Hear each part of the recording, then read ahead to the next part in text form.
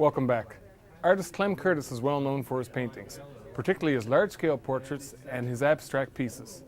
He is inspired by photography, landscape, and music, and lyrics by Nick Cave, the Red Hot Chili Peppers, or Tom Waits often find their way onto his canvas. Clem recently invited us into his St. John's studio. We watched him work and got some insight into his creative process. Here's Clem. I started out at a good friend of mine, Vicky Hammond's. I would sit at the table with those colored pencils all night, like just drinking tea or drinking, you know. And some of them came out pretty good. So then I painted a few pictures and got accepted for a show at LSPU Hall, a group show. And while this was all going on, I started painting murals out front for the hall. Well, when I started out, I just had no interest in painting what was already there. I wanted to invent something new, and most of that is from me wanting to see something new all the time. And when I started, I didn't really see a lot of original art then. I didn't even know what it was I was trying to do. I still don't. You know, it's a work in progress, like life. Not to say I've done any sculpture. It's just one of those things for me to go at that the way I would do it. It would be large and messy.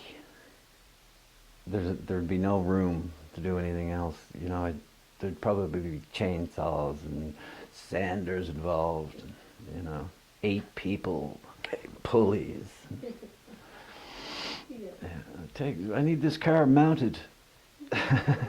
Yeah, Weather Out the Storm was from a photograph of me just holding a set of antlers, and then I elaborated on that whole thing a bit. That was one of those times when it was just it was very spontaneous, that painting, because it was actually done, like, I use heavy cotton drop cloths. They're basically the same as the canvas I use, but I just pulled the drop cloth up off the floor, pinned it up as far as it would go on the ceiling, and made that painting basically just, you know, in a few hours. It's one of those beautiful moments that you have. Like, they're few and far between, by the way.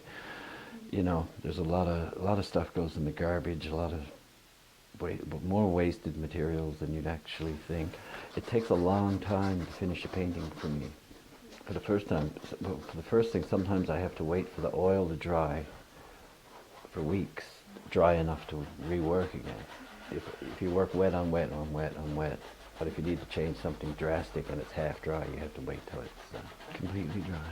Once I got an art history background, I realized then that, my God, it's wide open, you know. It doesn't have to be paint on canvas.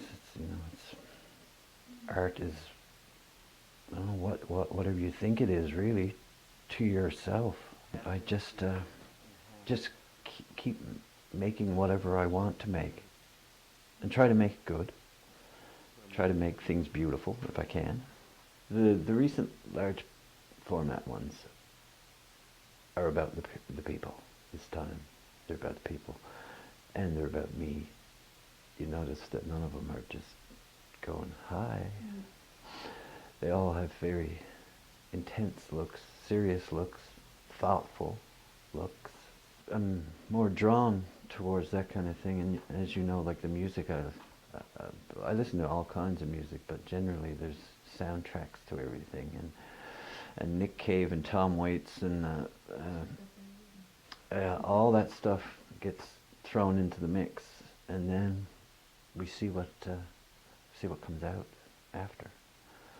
It's exciting to wonder what comes out after and be in a position where you're able to make that happen. It gets pretty intense sometimes, and sometimes you have to walk away. Generally, don't walk away for very long, because something else just goes, wow, I can fix this. I don't plan on doing anything else. I live and breathe it, honestly. It's a daily thing. I don't really think about much else. My daughter, that's about it.